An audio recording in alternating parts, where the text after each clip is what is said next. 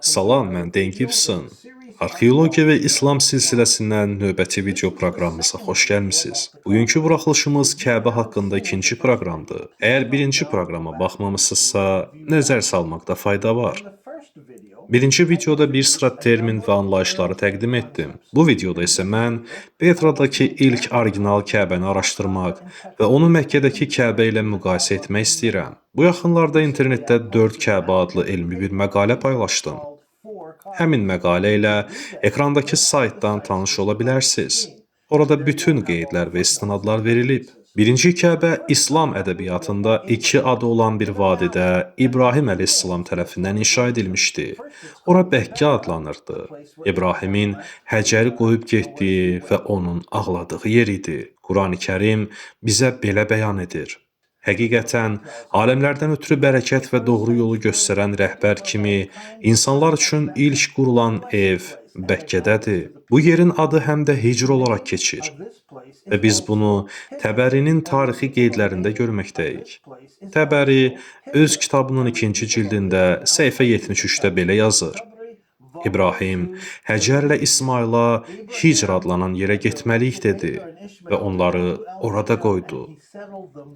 Müqəddəs şəhər filmində mən bunun hamısının İordaniyanın cənubundakı Petra vadisində olduğunu bildirmişəm. İslamın ilk əsrində bütün qiblələr bu vadiyə yönəlmişdi. Quran, hədis və tarixi qeydlərdə Məkkə şəhəri və Kəbə haqqındakı bütün vəsflər Petra şəhəri ilə tam uyğun gəlir. Həzrəti Muhammed gənc ikən Kəbə yenidən inşa edilmişdi.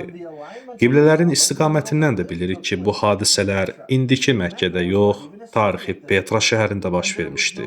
O dövrdə indiki bizim bildiyimiz yerdəki Məkkədə ümumiyyətlə yaşam izi yox idi. Çöllükdən ibarət bomboş bir ərazi idi. İndiki bu Məkkə şəhəri barəsində o dövrə aid heç bir arxeoloji fakt yoxdur. Hər şey Petrada baş vermişdi. İslam tarixçisi İbn Hişam bu cür qeyd edib. Qureyş tayfası Kəbəni yenidən tikməyə qərar verdi. Tikinti zamanı Kəbənin köhnə divarları hündürlüyü az olan, insan boyundan yüksək daşlardan ibarət idi. Onlar qorxurdular ki, dağıtmaq günah olar. Çünki inanca görə Kəbəyə toxunmaq bəla gətirər. Lakin içindəki xəzinə quyusu oğrular tərəfindən qarət edildiyi üçün yenidən bərpa etmək zəruriyyəti yarandı. İndi isə gəlin Kəbənin ölçüsünü nəzərdən keçirək. Ekranda gördüyünüz tarixi kitabın adı Əxbarül Məkkədir. Məkkə haqqında xəbərlərdən bəhs edən həmin kitabın müəllifi 1200 il əvvəl yaşamış tarixçi alim Əzrəqidir. O, İslam tarixi üzrə erkən dövr tarixçilərdəndir. Əzrəqi erkən dövr Kəbə haqqında məlumat verib və Muhammed Peyğəmbərin yaşadığı dövrdə inşa edilmiş Kəbənin ölçülərini dəqiq şəkildə qeyd edib. Əxbarül Məkkə kitabının 27-ci səhifəsində Əzrəqi bizə bildirir ki, Kəbə sadəcə üst-üstə qoyulan kobud formalı daşlarla hörülmüşdü. Kəbənin divarlarının ölçüləri belə göstərilmişdi. Şimal-şərq 32 dirsək, şimal-qərb 22 dirsək, cənub-qərb 31 dirsək, cənub-şərq 20 dirsək. Beləliklə nisbətlər təxminən 3-ə 2 idi. Bir dirsək ölçü vahidini 0,4 metr olaraq hesablayanda ölçülər belə çıxır. 14,6 metr, 10,6 metr, 14 metr və 9 metr. İndi isə indiki Məkkədəki Kəbənin ölçülərinə nəzər salacaq, Əzrəqinin qeyd etdiyi ölçülərlə indiki Kəbənin ölçülərini müqayisə edəcəyik. Tarixi qeydlərdəki Kəbənin üst sağ tərəfi 14,6 metrdir. Amma bu, Səudiyyə Ərəbistanındakı Kəbənin ölçüsü ilə uyğun gəlmir. O çox kiçikdir. Bəs alt sağ tərəf haqqında nə demək olar?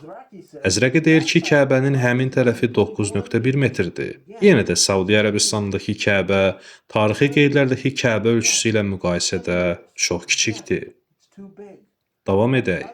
Digər tərəf 14,17 metr olmalıdır. Amma yenə də Əzrəqinin tarixi qeydindəki ölçü indiki Məkkədəki Kəbənin ölçüsü ilə uyğun gəlmir. Yaxşı, Kəbənin digər tərəfi haqqında nə demək olar? Əzrəqi deyir ki, 10,6 metr olmalıdır.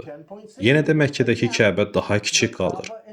Məkkədəki Kəbə tamamilə fərqli ölçüdədir. Heç bir tərəfinin ölçüsü tarixi qeydlərdəki Kəbənin ölçüsü ilə uyğun gəlmir. Yaxşı, deyə bilərsiniz ki, tarix boyu neçə dəfə sökülüb, təzədən tikilib. Amma hər bir halda əgər indiki Məkkədəki Kəbə qədim Kəbənin eyni təməli üzərində yenidən inşa edilmiş olsaydı, onda yenə də tarixi qeydlərdəki Muhammed peyğəmbərin zamanındakı Kəbə ilə eyni ölçüdə olmalı idi. Amma bu belə deyil. Bəs Petradakı Kəbə haqqında nə demək olar? Gəlin tarixi qeydlərdəki Kəbənin bucaqlarının ölçüləri ilə Petradakı tarixi Kəbənin bünövrə qalıntılarının bucaqlarının ölçülərini müqayisə edək. Alt sağ tərəf 10.6 metr olmalıdır. Petradakı Kəbə ilə uyğun gəlir. Üst sağ tərəf 14.6 metr olmalıdır. Petradakı Kəbə ilə uyğun gəlir. Əzrəqi deyir ki, Kəbənin alt sol tərəfi 14.17 metrdir. Yenə də Petradakı Kəbə ilə yaxşıca uyğun gəlir. Və nəhayət son tərəf 9.1 metr olmalıdır. Bu da Petradakı Kəbə ilə mükəmməl şəkildə uyğunluq təşkil edir. Diqqət edin, Əzrəqi kvadrat bir kubu təsvir etmir. Onun təsvir etdiyi Kəbə cənub tərəfdən və soldan daha geniş və daha uzun idi. Petradakı qədim Kəbədə nə görürük? Tamamilə düzgün ölçü və forma. Əzrəqi həmçinin qeyd edir ki, bu ölçülərlə Kəbə evi Muhammed peyğəmbərin yaşadığı dövrdə yenidən inşa edilmişdi. Beləliklə, bizdə Kəbə barəsində tarixi qeyd var və bu güclü bir göstəricidir. Bu fakt onu göstərir ki, Kəbə məhz burada, Petrada, Bəkkə kimi tanınan, həmçinin Hicr adı ilə bilinən yerdə idi. Petra şəhərinin adları haqqında isə növbəti videoda geniş şəkildə danışacağıq. Keçmiş dövrdə yaşamış digər tarixçi isə qeyd edir ki, şəhərdəki evlər və digər tikililər Kəbəyə o qədər yaxın yerləşmişdi ki, sonradan onu genişləndirmək istəyəndə evlərin sökülməsi lazım olmuşdu. Bu, Petradakı Kəbəyə uyğun gəlir, çünki oradakı evlər həqiqi Kəbənin ətrafına sıx yerləşmişdi. Həmçinin onu da qeyd edim ki, Petra şəhərinin mərkəzi böyük divarlarla əhatə olunmuşdu və divarlarının birinin künc hissəsinə yaxın bir yerdə Kəbə evi idi. İndiki Məkkədəki kimi Kəbə tən ortada yerləşmirdi. Bu məsələ olduqca önəmli bir detaldır. Çünki 1200 il əvvəl yaşamış tarixçi alim Əzrəqi də Kəbənin şəhər divarının bir küncünə yaxın olduğunu öz kitabının 267-ci səhifəsində qeyd edib. İndi sual yaranır. Əgər Petradakı Kəbə həqiqi orijinal Kəbədirsə, onda Qaradaş və Kəbə evi nə vaxtdan Səudi Ərəbistanındakı Məkkəyə köçürülüb? Mən ilk İslam qiblələri kitabında da qeyd etmişəm ki, Qaradaş hicrətin 65-ci ilində Kərbala hadisəsindən 4 il sonra Abdullah ibn Zübeyr tərəfindən o zamanlar təzəcə yaradılmış, indiki saxta Məkkə şəhərinə köçürülüb. 65-ci hicri ilində İbn Zübeyr köçürüb. Abdullah ibn Zübeyr Əməvilərin ard-arda Petraya hücumları ərəfəsində Qaradaşı təhlükəsiz yerə köçürmək məqsədi ilə təzə şəhər saldıraraq adını Yeni Məkkə qoyduğu şəhərə apardı və orada plagiat Kəbə evi inşa etdi. Bugün müsəlmanların təvaf etdiyi Kəbə Abdullah ibn Zübeyrin istehsalıdır. Yeni Kəbəsində o, Hicri İsmail olaraq adlandırdığı yarım dairəvi aypara formalı tikilini Kəbəyə birləşik formada tikdirdi.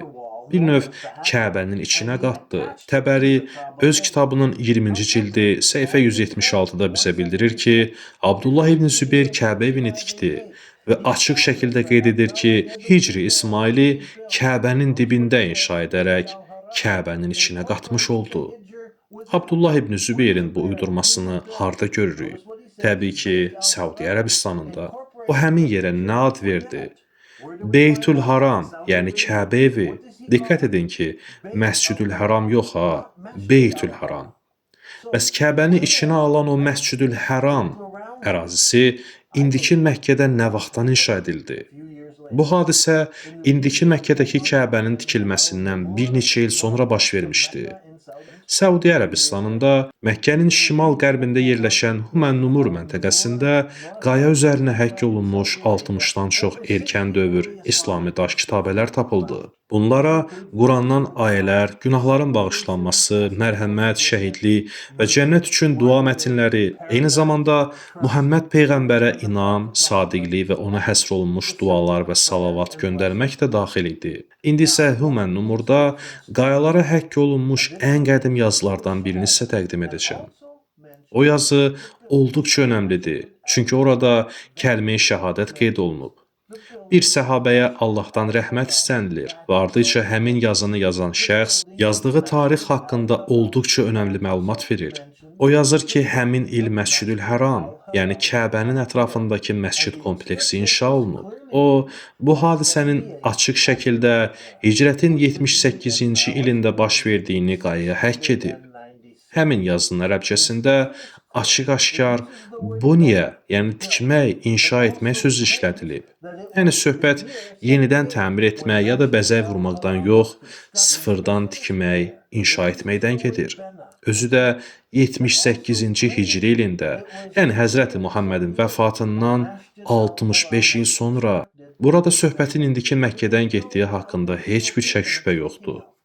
Çünki indiki Məkkə tarixi yazıların həkk olunduğu yerdən cəmi 50 kilometr məsafədədir.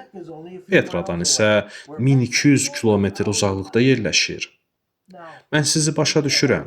Bütün bu faktları qəbul etmək, reallıqla barışmaq bir çox müsəlmana ağır gəlir. Çünki onlara əsrlər boyu ancaq bir Kəbənin inşa olunduğu, onun da Səudiyyə Ərəbistanındakı Məkkədə olduğu Abbasilər dövründən etibarən aşılanıb. Amma hazırda biz müasir dövrdə yaşayırıq və yaşadığımız dövrdə ən son müasir texnologiyalardan və geniş araşdırma aparmaq fürsətindən istifadə edərək görürük ki, orijinal Kəbə əslində Petra şəhərində olub. Petrada tarixi qeydlərdəki qədim Kəbənin ölçüləri ilə santimetrinə qədər milə-mil tərzdə uyğun gələn bir tikilinin bünövrə hissəsi əsrlərdir ki, olduğu kimi qalıb. Və Petradakı həmin Kəbə bünövrəsinin ölçüləri tarixi mənbələrdəki qədim Kəbənin ölçülərinə dair qeydlərlə tam şəkildə üst-üstə düşür. Tarixin məscid qiblələrindən tutmuş, ta qədim Kəbənin ölçülərinə dair mətnlərə qədər uyğun gələn Petradakı Kəbənin Həzrəti Muhammedin və ondan sonraki ilk 4 xəlifənin yaşadığı dövrdəki Kəbə olduğu gün kimi aydındır. Onlar hamısı Petraya tərəf qibləyə dayanıb namaz qılmışdı. Səudiyyə Ərəbistanındakı indiki Məkkəyə gəldikdə isə qədim məscidlərin qibləsi o istiqamətə yönəlməmişdi. Üstəlik tarixi qeydlərdəki Kəbə ölçüləri ilə müqayisədə indiki Məkkədəki Kəbə daha kiçik və yığcamdır. Hələ bu azmış kimi Abdullah ibn Zübeyr həmin Kəbəni tikəndə tarixdə görülməmiş gülünc bir işə əl atdı.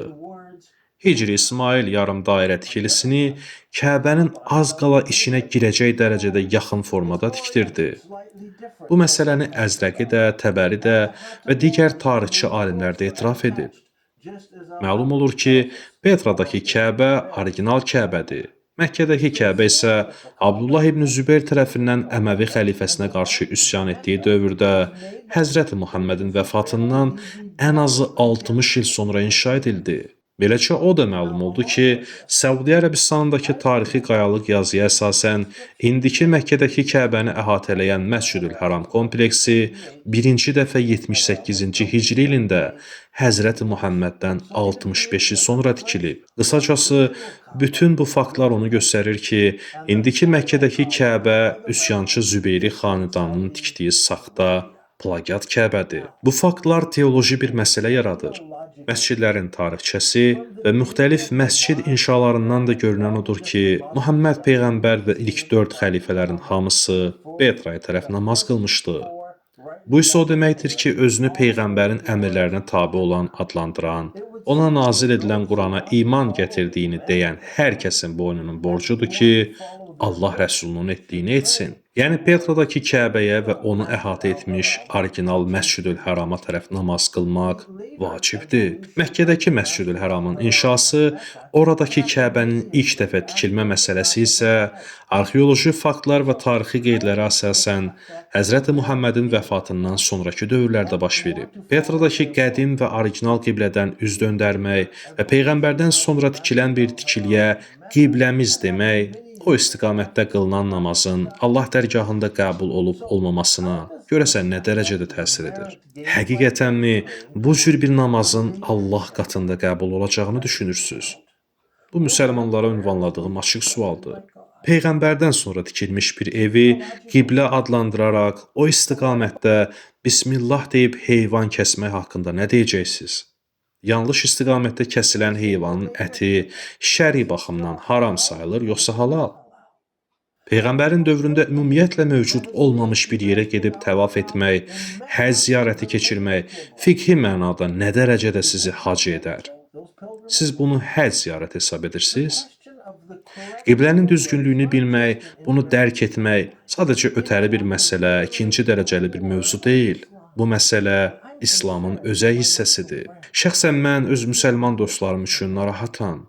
Bütün bunların onlar üçün əməli baxımdan nə demək olduğunu görəsən dərk edirlərmi? Məncə, arxeoloji tapıntılar və tarixi qeydlər açıq-aşkardır. Yan ötməyib nəzərə alınmalı olan digər bir məsələ isə teoloji suallardır. Bütün bunların nəyi ifadə etdiyini dərk etmək lazımdır.